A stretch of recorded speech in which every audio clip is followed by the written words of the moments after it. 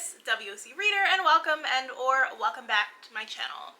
So I'm filming some stuff and I was seeing this discussion kind of brewing online, so I'm like, you know what, let me sit down and do a quick little video about this. So this discussion has been ongoing on Threads for the past few days, and now it's kind of turned into a joke, which, by the way, if you've never been on Threads, it's like the Twitter version of Instagram, except it's now worse than book Twitter. Everybody ran to it because they're like, Twitter is dying, Twitter is toxic. It was toxic even before Muskrat, and it's just gotten worse. But like, book Threads is really toxic from what I see. Like, a lot of people are sharing their opinions unchecked on there because, like, it's kind of echo chambery since it's still like in a newer form, whereas on book Twitter they would check you for saying some absolute bullshit. And I noticed it's like the place right now where authors are being at their absolute messiest. Even authors who don't consider themselves messy, or you might not think are messy, are being messy on there. And it's almost fascinating to watch because every week I see some new bullshit. And the only reason why I haven't signed up for it, in addition to not wanting to give Zuckerberg any more of my data, is that it is such a toxic place where I don't really see people having like meaningful discussions about books. Like, there's no discussion on there about a book that I can have that I can't already have on book Twitter. And my people are over on book Twitter, so. But like I said, every week it's something new, and the past few days it's been like a new form of piracy discussion. Like, there's always piracy discourse, which amounts to authors saying, no one should pirate my book, I need to be paid what I deserve, and people being like, yeah, we're gonna pirate your book anyway. And round and round and round it goes. Here's the thing, I feel like a lot of authors waste too much time trying to police people from pirating their book, when at the end of the day, you cannot stop anybody from pirating your book. They see it as lost sales, but realistically that person was never going to buy your book to begin with. Not because they hate you, a lot of times it's just because they could not afford to buy the book. And I would be a liar to sit up here and pretend like I've never pirated a book. I definitely did. Hell, when I was in high school, there was a book that I loved borrowing from the library. But again, I couldn't just go out and buy it because I didn't have the money to be buying books all the time. And like, I would have had to really like track down how to buy the book, because that was just like in the early days of people buying from Amazon. Like, I didn't even know buying books on Amazon was a thing yet, but it was a thing. Like, people were mentioning it briefly in like TV shows and stuff, I found out. But me being young and dumb and only having like the Walden books at the bookstore, like at the mall, and like the Borders, and then later Barnes and Noble, like, I didn't have a ton of options. And even then, books are expensive. I wasn't making any money, so I would use the library a lot. But then I came across a time when I was loving a book down, and it was more of like an adult book, and I decided to just print it from a piracy site. Like, I was at the high school, in my little VOTEC class, we used to work on the computer all day, every day. And I sat by the printer and printed like hundreds of pages of this book. Then used the good stapler, because they had the industrial stapler that would staple things really well, because we had to do like paperwork and stuff for some of the other shops. And stapled that shit together nicely and took it home so I could read it whenever. And the only reason why I had to throw it out like a few years back, because I no longer have it, but I kept that for years. So I'm not above necessarily pirating. There is a comic book series that I love and adore that is not available for print within the US, and it was never fully available for print within the US, that I've used piracy sites to read. And the way the legal rights are set up for it, it's not going to ever be fully available in the US.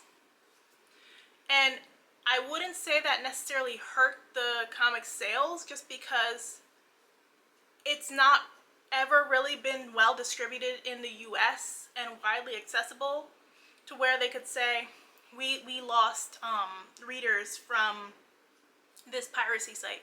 The same with, I see all types of manga online on piracy sites, and I don't really see those creators complaining about like losing sales from people pirating manga. Like, it's just kind of a rite of passage, because like I said, those people weren't going to buy it anyway. And I feel like it stresses a lot of authors out. They waste so much time trying to jump through hoops preventing piracy, when it's something you cannot prevent. You cannot physically ever prevent somebody from just uploading your book onto one of those websites. And from what I understand, from what somebody who worked in publishing told me, it's actually fairly easy to strip the digital rights management software off of a protected EPUB. I haven't tried it, but I know it can be done.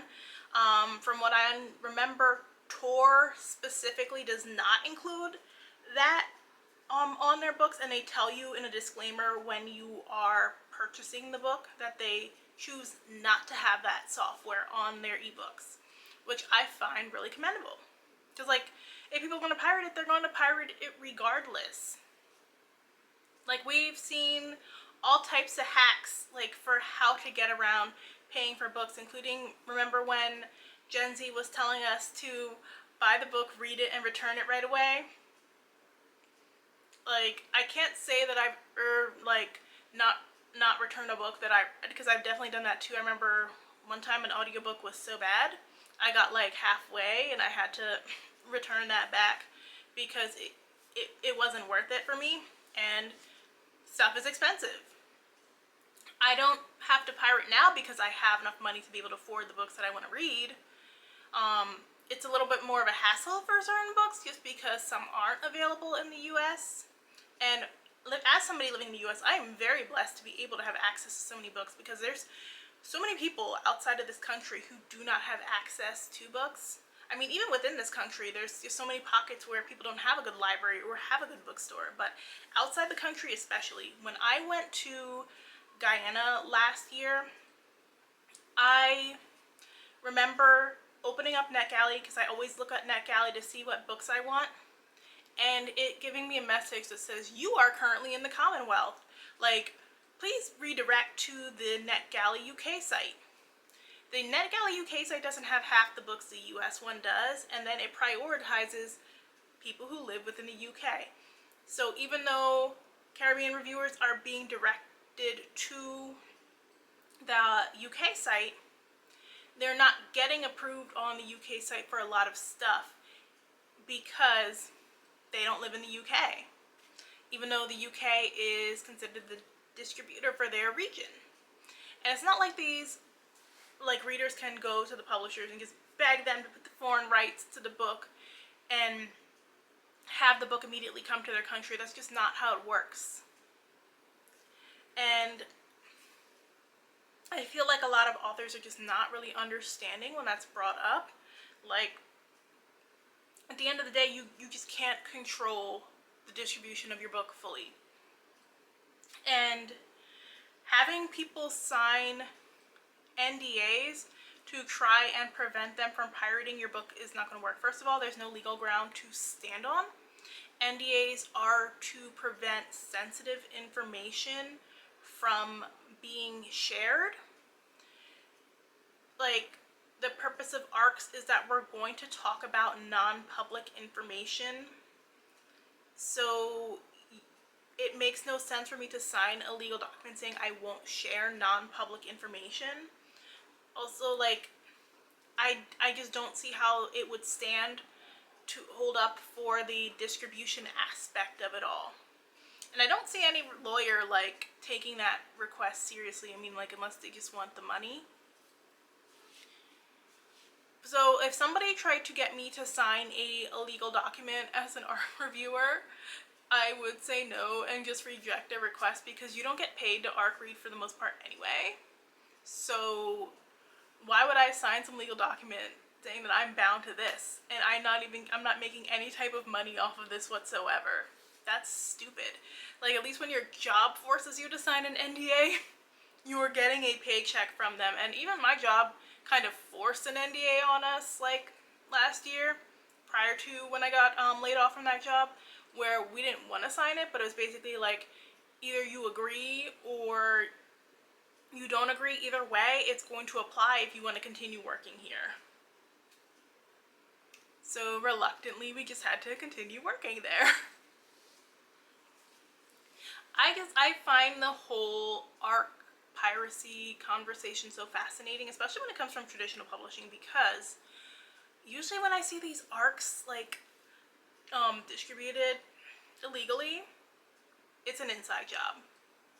It's an inside job. They always try to frame it like it's influencers just going on eBay and posting these copies. I'm like, who has access to the bound manuscripts if not the people who work for the publisher? Who has access to the most ARCs if not the people who work for the publisher?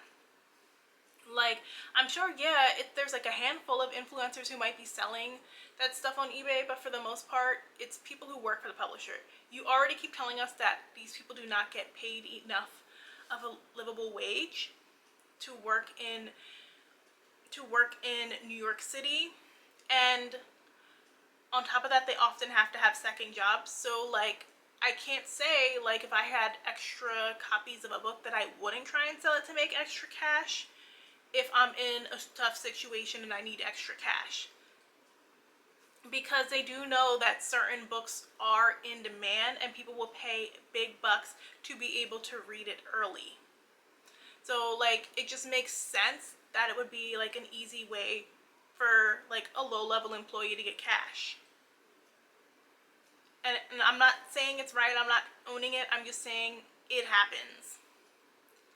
I don't think authors should really stress about it too much. Like, you're only giving yourself a headache, and then it generally just turns people off when authors are like too overly controlling when it comes to this and trying to blame readers for their lack of sales. Like, I remember so much during 2020 I saw like people trying to blame readers for their lack of sales, and like, readers are treating us horribly, blah blah blah. Every author I saw who done that, I've never read a book by them again.